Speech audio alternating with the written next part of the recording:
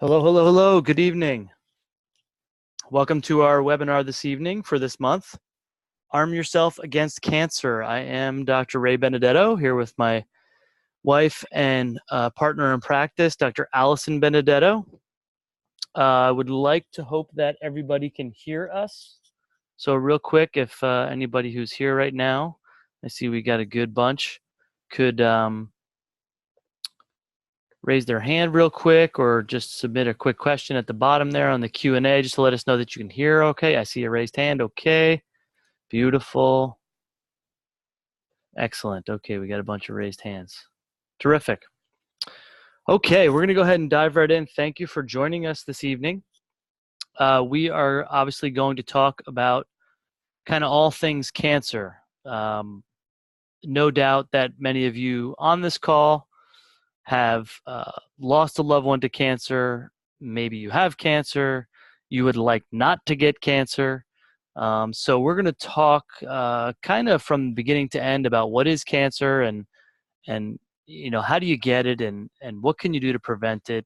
That's kind of the big focus of our talk this evening is the best way to cure cancer is not to get it in the first place, because once you have it, it's those of you who again have experience with it, a lot of times doesn't end well. So our main focus tonight is to really give you some ammunition as to the things that you can do to prevent getting it in the first place. That is the key. I mean, we all talk about prevention, and I know it's not sexy, but preventing chronic disease. But if nothing else in your life, we hope that you get out of tonight's presentation the fact that you want to prevent cancer.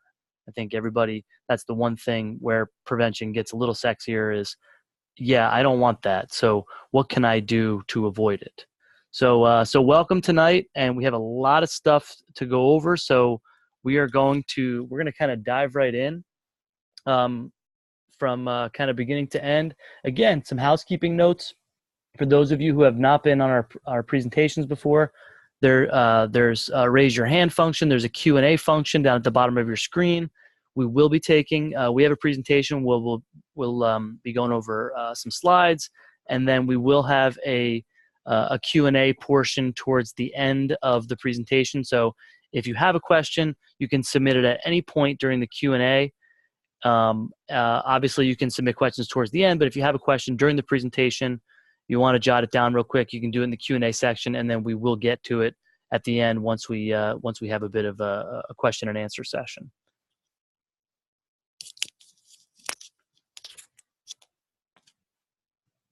Okay, so hello, I'm Dr. Allison here, and we always throw this slide into all of our presentations, just so if you don't know us in person, there we are there with our 3 children, and we always remember our kids in everything we do, and especially this topic. It's a constant reminder for us on why Dr. Ray and I need to maintain a healthy lifestyle, so that way we are around for our kids and so that we're a good role model for them as well. And just a personal note, this topic is very near and dear to my heart. I lost my mom a few years ago to cancer, and just seeing what she went through and then what we went through with supporting her, if we can just reach and help one other person so they don't have to go through that, then that would be great. So I'm going to turn it back over to Dr. Ray, and he'll get us started.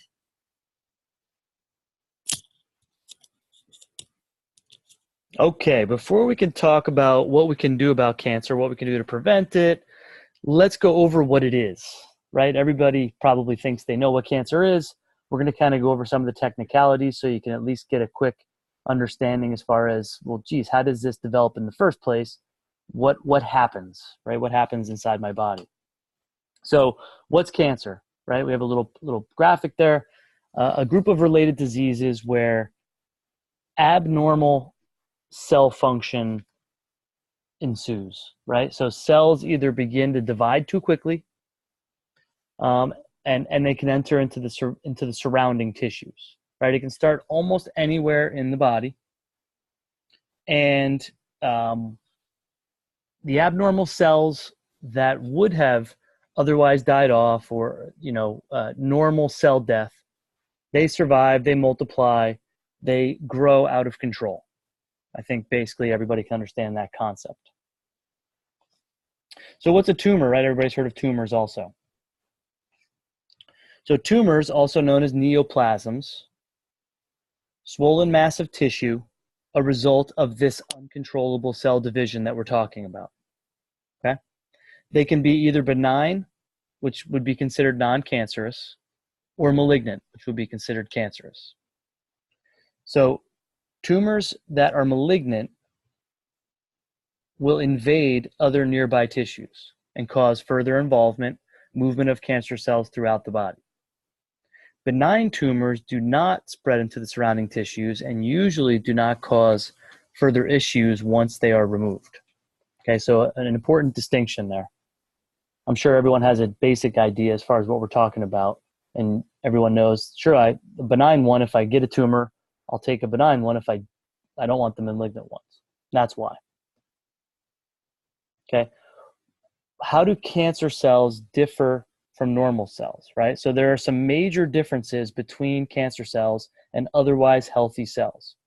These differences include the growth of the cells, the communication between the cells, how the cells repair, right? So we have a normal amount of cell damage in our body, and those cells can repair themselves. That kind of goes awry with cancer.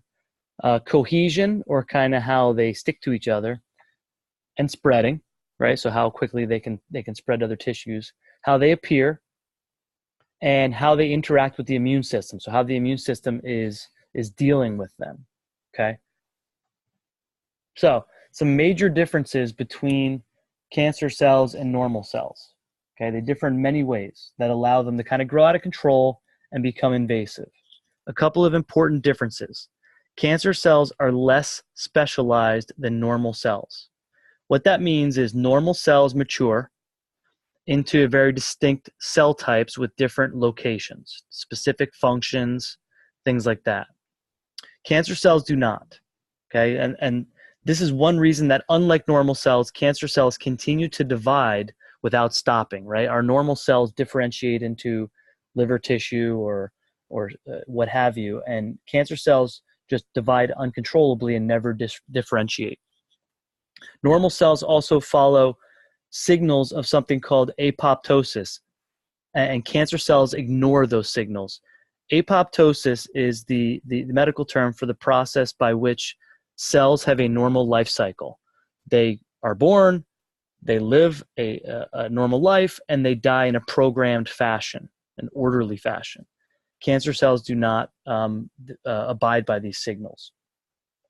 Cancer cells may be able to influence normal cells and blood vessels and things and feed a tumor. So cancer cells are often able to evade the immune system, and although the immune system normally removes these damaged cells, the cancer cells can kind of hide from them so that they're undetectable. That it kind of allows them to evade normal immune signals that normal cells dying would pick up on.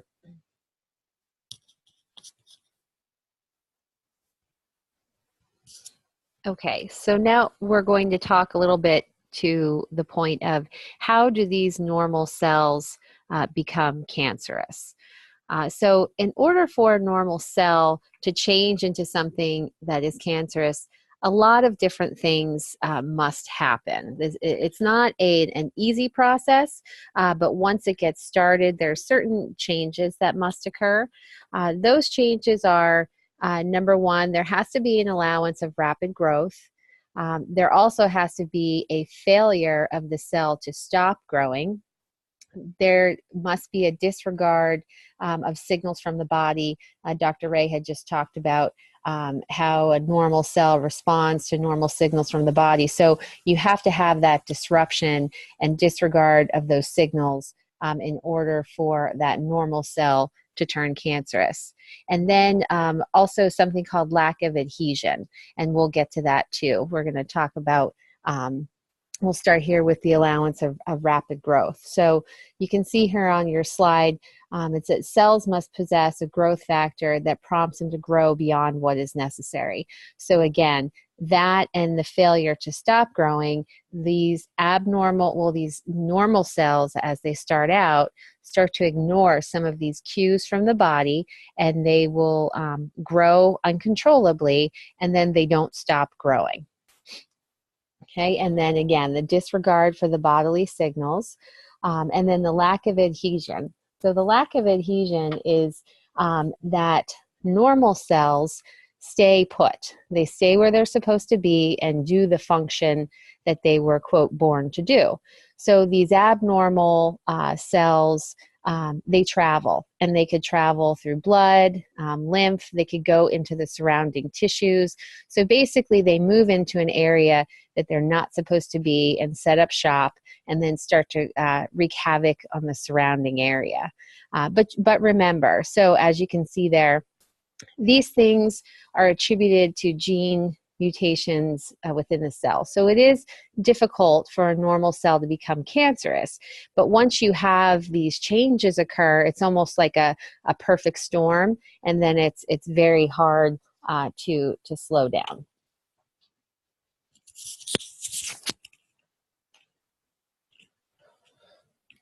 A great point, I think, in our talk here to discuss genetics.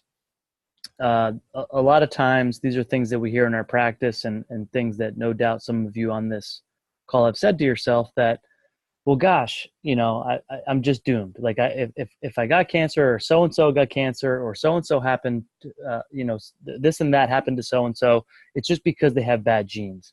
So we're going to talk about genes. That's part of the equation. It's not as big of an equation as most of you probably think. There are different types of gene mutations, right? So we all have inherited gene mutations. We all have bad genes. All of us on this call right now, myself included, have genes that were passed down to us that, have the ability to kind of go rogue on us, right? And when we talk about cancers, obviously some of these are passed down genetically. I mean, that explains some cancers, especially cancers in the very young, right, childhood cancers and things. But this accounts for a very small percentage of cancers, as you're going to see in the next couple of slides. The one thing we want to drive home from this point on in the presentation is don't believe that you're doomed to your genes. Yes, we all have genes for bad stuff, but there's so many things that you can do to prevent the expression of some of those bad things that you have in your genes. Inherited cancers that you cannot prevent are a very small percentage. On the other hand, if you look on the right side of your slide, many cancers that we may have gene mutations for are provoked by our environment and our lifestyle, right? So things like carcinogens that we expose ourselves to, chronic viruses, obesity, things like that, chronic inflammation. These are all things that we're going to touch on, because it's kind of the point of this talk is that, listen, you have the power within you. Most of us are on this call and that are listening to this right now to prevent cancer from taking place. And one other thing to note there, through research has shown that these mutations occur quite regularly throughout normal cell growth, but the difference is the cells at that time have the ability to recognize the problem, identify and then repair the mistakes, or go through that programmed apoptosis or cell death. So it's when those mistakes go unnoticed. So when the cells don't realize that these things are happening and changing, and do not correct it, that's when we start to have problems. So now we're going to shift gears a little bit and talk more to some common risk factors that may kind of predispose us to cancer, and then later on we'll discuss some lifestyle modifications that we can focus on. Okay, so this slide shows you some of, and it's in a very basic form there, just some of the fundamental and common risk factors. So we have age. Obviously, as we age, our cancer risk does increase a bit, just again because the cells aren't functioning as well as they were in early life. Lifestyle choices, this is a huge factor. Things such as smoking, drinking, poor diet, excessive sun exposure, being overweight, inactivity, all of these lifestyle choices, so things that we choose, play a role in cancer risk. Family history, Dr. Ray just talked about that. You certainly can raise the risk, but that you'll see in a few slides that is not the highest percentage for risk factor. Environment. We live in a very toxic environment, so this is another big risk factor from secondhand smoke, harmful chemicals, and then just other environmental toxins, with whether it be in the air, water, plastics, that kind of thing. But the take-home message here is that a lot of the risk factors, they're preventable. So I want you to remember that as we go through. And another point of this talk tonight is really just to educate you on the fact that, we can't say that we can prevent cancer 100%, but by making smart lifestyle choices, that will definitely stack the deck in your favor to go a long way to ensure that you prevent cancer. Okay, so these next few slides, we always like to bring some research into our presentations. So these next few are discussing, again, there have been studies and reviews of studies showing that cancer is preventable.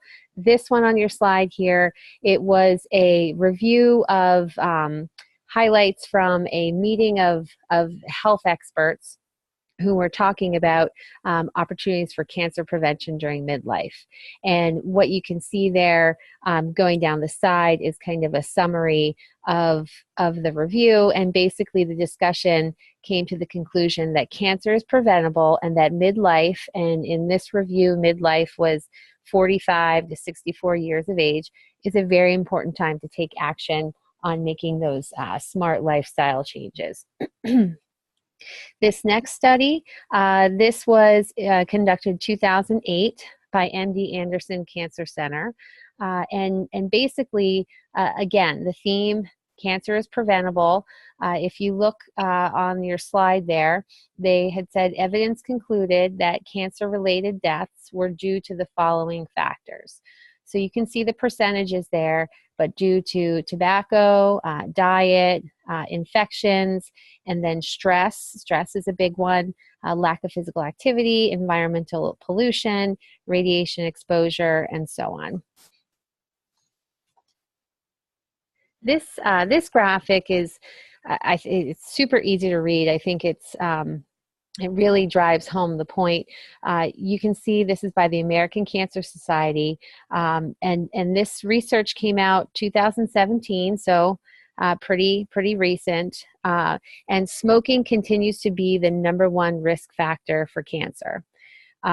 Smoking, on the positive side, smoking cessation is on the rise, so people are cutting back on smoking. However, now obesity is on the rise, and as you can see, that's the second most common risk factor for cancer prevention. And then you can see the other things here again: lifestyle, alcohol, being out in the sun too long, physical inactivity, poor diet. So again, lifestyle choices. So I'm going to turn it over to Dr. Ray. He's going to go over a little bit about, what are some simple, easy things that you can do to prevent cancer based on lifestyle choices. Some simple things that you can see there on the screen. And again, if you've been listening to our webinars, you've heard us kind of bang the drum on a lot of these things on a lot of different fronts. Hopefully some of these would make sense as far as, preventing cancer, things like, and we're going to dive into some of these, but, maintaining a healthy weight, reducing inflammation, improving gut health. I mean, just those last two right there are probably on every webinar we do, right? We need to reduce inflammation. We need to improve gut health. You need to refine your diet. And by refining your diet, meaning basically removing refined foods from your diet. Reducing toxic exposure, right? We don't want to be drinking water and eating things that contain pesticides and all that kind of stuff. Managing stress, we'll touch on that a little bit. Smoking and alcohol consumption, making sure you're drinking enough water. I want to touch on number 10 just for a minute, limiting sun exposure. Obviously, we want to limit sun exposure for skin cancers. We do need a certain amount of sun exposure to make adequate amounts of vitamin D, which is extremely important. Obviously, getting sun exposure without sunscreen. So I guess we need to put a caveat on that one. We want to limit it, obviously, because we don't want skin cancer, but we need a decent amount of it so we can make adequate amounts of vitamin D, which is really important. And being able to exercise regularly. Again, you see all these things listed on here. They're all perfectly within your control. These are all things that we can manage, you and I can manage, that are within our control to improve our chances of not getting cancer someday. So what we're going to do is we're going to kind of dive into a little more detail on some of the big ones on this list.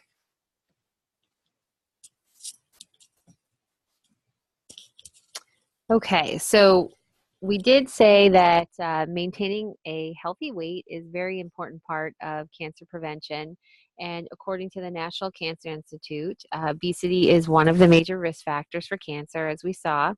The next slide, we're going to talk about certain mechanisms that are thought to generally contribute to cancer growth.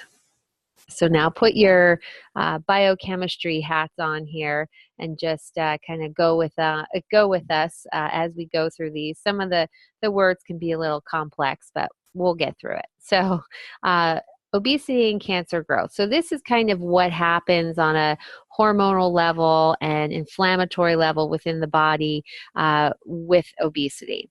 So first you have excessive estrogen production within the fat cells. Fat cells like to make estrogen. This also causes an increased level of insulin and then insulin-like growth factors. Then you have these adipokines, which are hormones basically from fat cells. Fat cells do release hormones, and these hormones have the ability to stimulate or inhibit cell growth. And so just remember what we discussed earlier on with these cells kind of going rogue, as Dr. Ray said. It's being stimulated and then growing out of control. Okay, and then again, fat cells have influence on cell growth regulators. And you don't have to worry about those mTOR and AMP words, but just know that fat cells can influence cell growth. And all of this leads to this chronic low level of brewing inflammation that doesn't go away. And this could be due to stress, could be due to diet, environmental or genetic mutations, any of those things. And so what happens next? Well, then we have an altered immune response, and our body does not function properly. The cells don't function properly. And then we have something called heightened oxidative stress. So what is oxidative stress? I don't know if you've heard of that before, but we know of oxidation in the terms of when something rusts. So like an apple turns brown when it's exposed to air. Our cells can do that same thing when we breathe due to oxidative stress. So, and this process is caused by something called a free radical. Free radicals are unstable molecules. They're kind of the wild molecules that damage or oxidize, what we just talked about, our cells throughout the body. And then those free radicals are what can ultimately, when they damage the cells, they can cause the genetic mutations that can, get this process going. Okay, so I know that was kind of a quick biochem breeze through, but if you have any questions, you can certainly, on the Q&A spot there, you can type in a question and we can answer that towards the end of the presentation. So now let's take a look at inflammation. We've talked about inflammation before in our other presentations. Inflammation is natural. Inflammation, it's a vital immune response. We need this to stay healthy. It helps us against invaders. It helps us to repair when we're injured. So we need inflammation.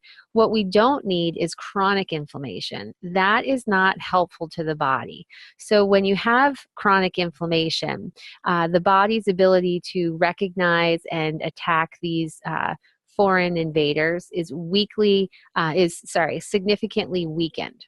So then your body stays in this high alert state for an extended period of time, and then your immune system becomes impaired, and then this lasting damage occurs and this cycle continues. So if we do not address the chronic inflammation, more complications can occur, such as insulin resistance, autoimmune complications, and then that's when you can see tumor progression.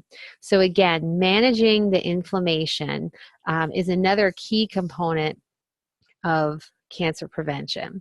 And now, how can you manage inflammation? Again, you're going to hear some of the same topics and themes throughout anything, really. How do we manage inflammation? Boost your gut health. Make sure your gut is functioning properly. You want to adopt an anti-inflammatory diet, and we'll talk a little bit more about that shortly. You can take supplementation to help you with that. Obviously, detoxification is necessary. If you have any active infections, you want to treat those infections and then manage your stress. And then also, you want to maintain some form of physical fitness.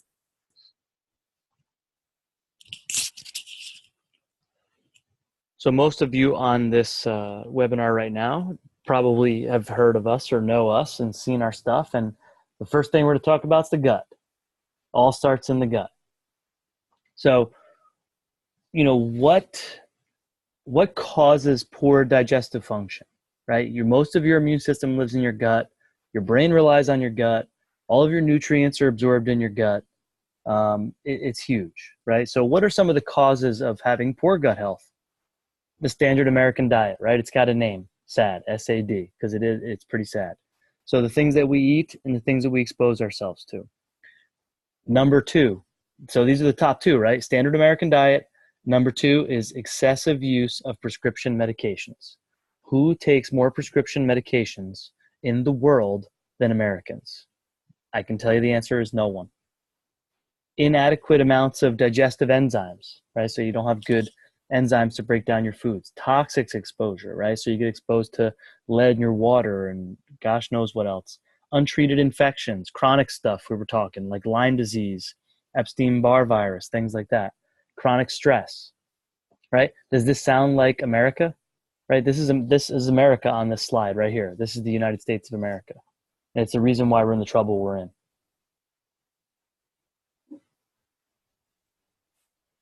Diet. What can we do with diet, right?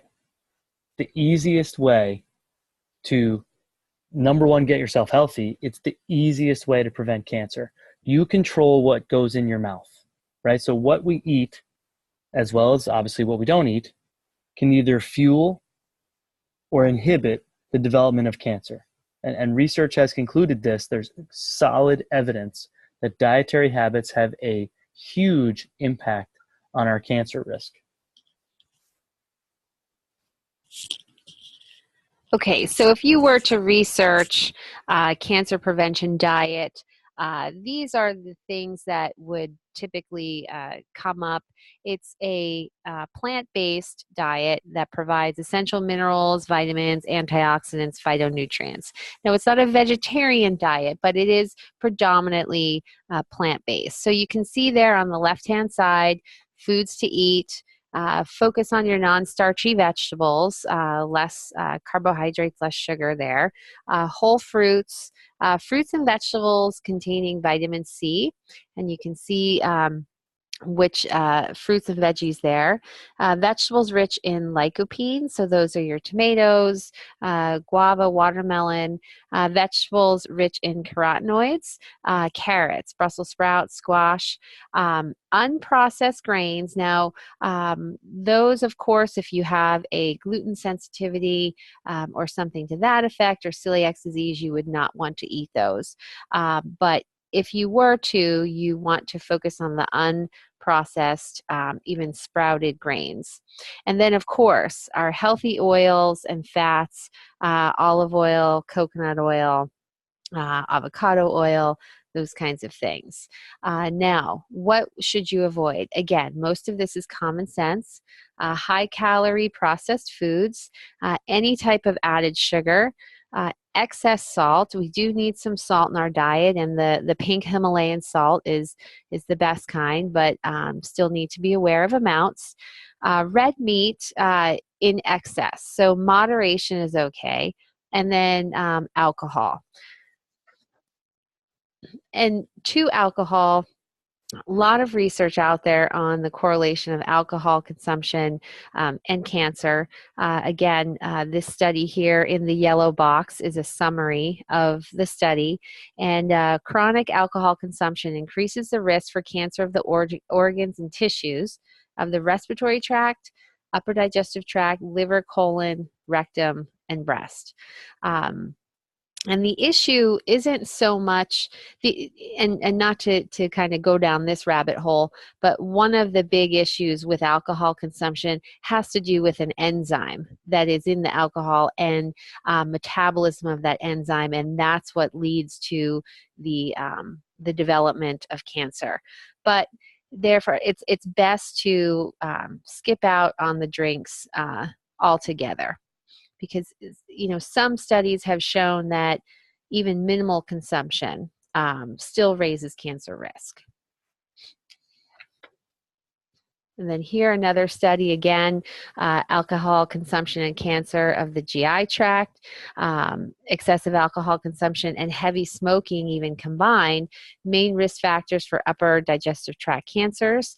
And the message of this overall is that prevention is that one should take care to have good oral hygiene and avoid smoking, heavy drinking, and then also drinking to intoxication. Oh, I'll let Dr. Ray take this next one over about smoking. Early on in this presentation, right, we went over what are the number one risk factors, and it's still smoking, like by a long shot. Obesity is creeping up there, and maybe 20, 30 years from now, these roles will be reversed. But by far, smoking and tobacco use is the leading cause of death from all kinds of cancers. Chemicals within tobacco products contain toxins that will damage your DNA. Your DNA become unstable and your cells go nuts. Not unsurprising, right? A main contributor to a lot of cancer development. We have a patient right now who we're dealing with this, and those of you who are on this call, people who smoke, and you smoke, and it's not good. Like I said, we have a patient right now. It's not going well because of a lifelong of smoking, and it remains the number one risk factor. Physical activity. I don't think we have to beat the tobacco horse to death, right? Everybody on this call knows it's not good for you. Everybody knows it causes cancer. Let's move along. Physical activity. Let's get to the things that people maybe don't understand. Like, hey, I can improve on this, and this can have a big effect on my health. So, a very a very strong and quickly growing body of research showing the importance of physical activity in cancer prevention, because we can do things like regulate hormone levels. We can reduce exposure to diet carcinogens, right? So if we speed up our metabolism, we can get rid of a lot of these carcinogens and toxins that we come in contact with. We already talked about obesity and the problems that increased fat on your body can cause, how it can contribute to cancer. So obviously, if we exercise appropriately and regularly, we can reduce body fat accumulation. So what's the goal? At least 30 minutes of exercise most days of the week. Okay. We'll give you our own personal opinion. This can be done obviously in increments. The most important advice we can give you is you have to be able to get some exercise in and not have it feel like a chore. Nobody likes to get on a treadmill at a gym, to be honest with you, and sit there and look at a TV and run. Like, we do it because we think we have to, but nobody really enjoys that. So you have to incorporate it into your lifestyle. The things that we do, just briefly touch on what the research has shown to have the best effect on body fat and your health overall is your high intensity interval training, 30 to 45 minutes a day, 4 days a week is really all you need. That's what we do. Must be high intensity, must be interval training. And, you can go at it hard in the gym and then you can shut it down on your days off. But it has to be part, it's the best medicine, has to be part of your prevention regimen, if you will. Okay, moving on. So we just spoke to activity. Now we're going to talk about winding down and sleep. And sleep is a topic that a lot of people kind of just breeze over. And I don't think people really realize the value of good sleep. Quality sleep is essential to proper immune function. It's essential to healing, mental health. I mean, it is huge. And the recommended hours is anywhere from 78 hours. I didn't say 78, did I? 7 to 8 hours of sound sleep each night. Of course, younger population needs more. And as we age, we can actually get by with about 7 hours. But studies have been showing and addressing the relationship of poor sleep habits with some of the top cancers in the United States. And then as you can see there, yet still 1 in every 10 people experience sleep disturbances. And we actually did a presentation on sleep out in the community for an organization. I think that something on sleep has to be one of our next webinars. So stay tuned for that. But how can you improve your sleep? Let's give you some strategies to get a little bit more restful sleep. First, create a sleep schedule and stick to it. So if you typically wake and go to bed at a certain time during the week, try to stick as close to that also on the weekend. This is a big one here. Limit screen time before bedtime. So here we are, we're getting close to 9 o'clock and you're all staring at your computers. Sorry about that. But once the webinar is over, you're going to want to shut your computers down. Don't go watch TV, start that routine and just kind of wind down. Obviously, reduce caffeine and sugar intake. Adopt a nighttime ritual. You can try herbal tea or essential oils. If you are a patient, you come into the office, ask myself or Alexa about herbal teas. We have quite a good resource of great teas. Leisurely reading before bed. No TV in the bedroom. If you have a TV in your bedroom, don't turn it on close to bedtime. Same with lighting. Actually, any light, even has been shown a little nightlight or nightlight from your alarm clock can disrupt your melatonin production, which melatonin is what gets you into that deep sleep. So you want to make sure that the room is dark and cool. And then lastly there, you can see you could supplement with melatonin, or magnesium is great for sleep. Melatonin, you want to just watch that you're not taking too much. But generally speaking, that can aid in improving your sleep.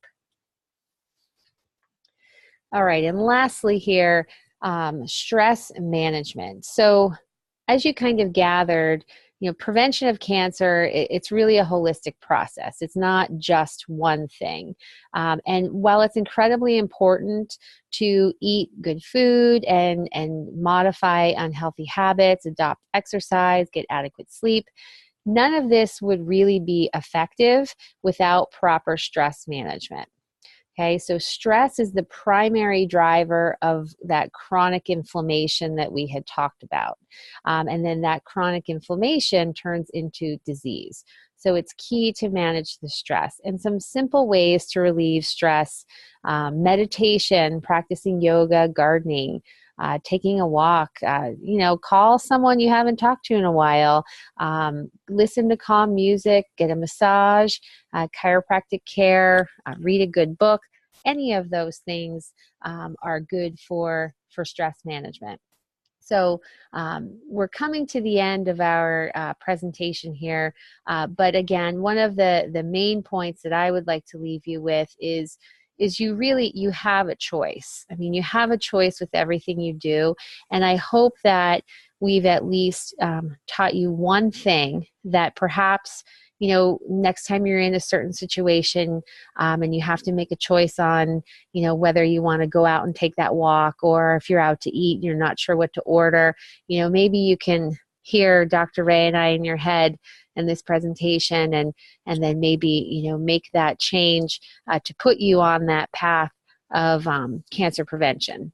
I'm going to turn over to Dr. Ray for some final comments. No, I just want to kind of dovetail on what Dr. Allison was just saying.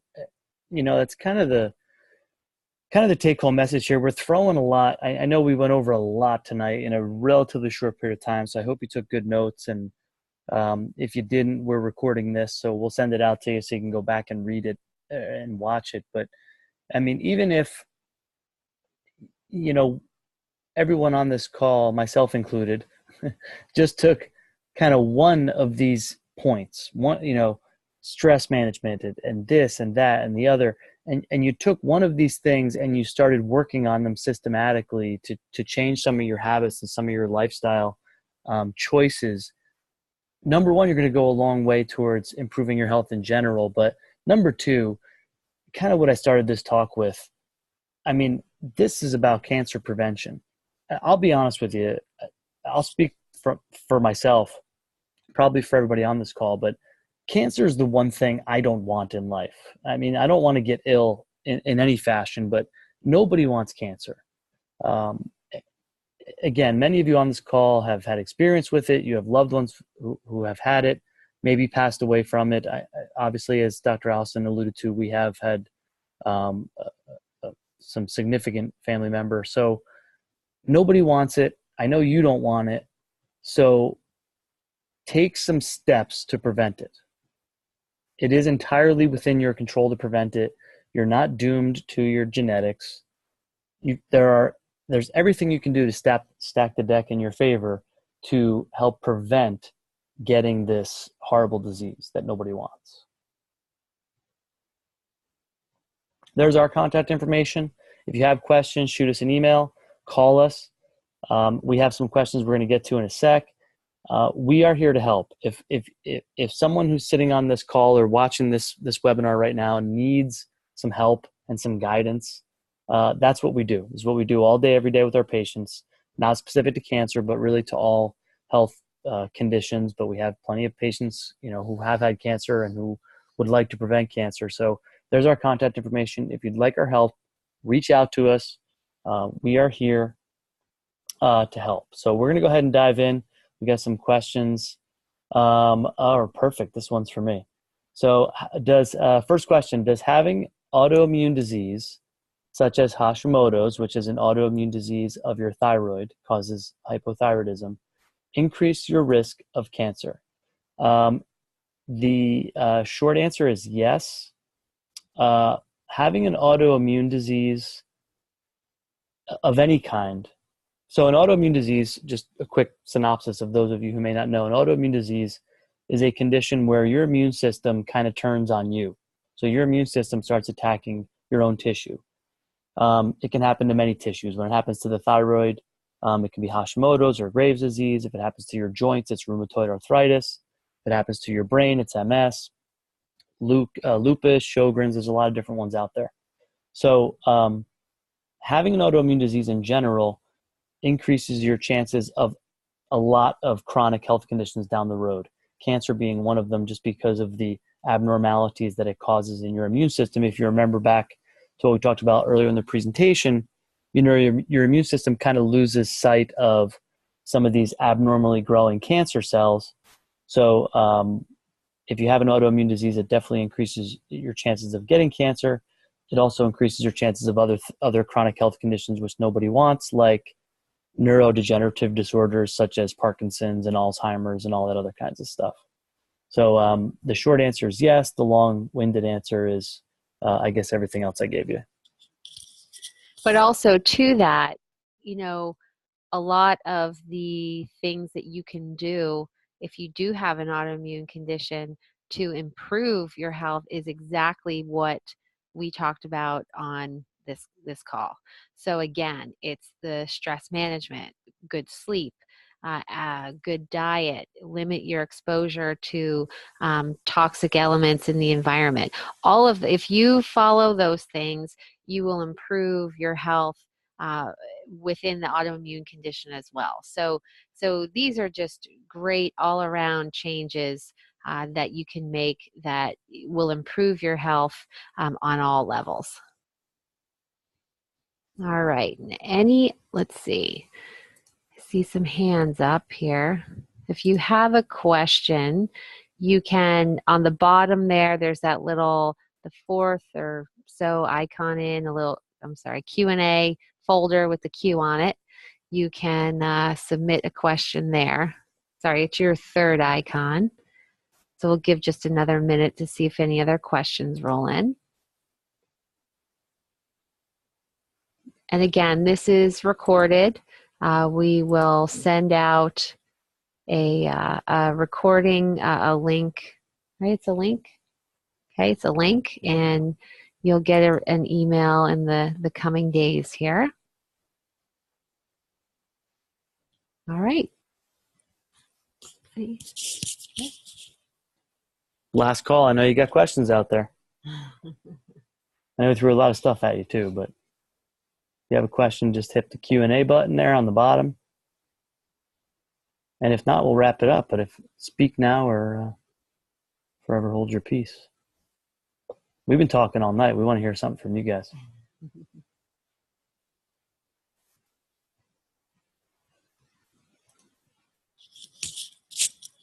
All right.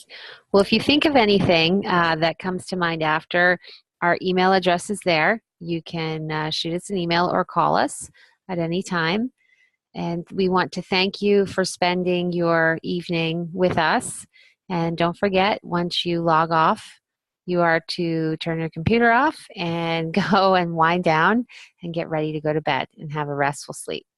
So until next month when we have another webinar, thank you and be well. Thanks, everyone. Have a nice evening. Again, any questions or follow-ups, feel free to reach out to us. We're here for you. Thanks for joining us. Have a great night.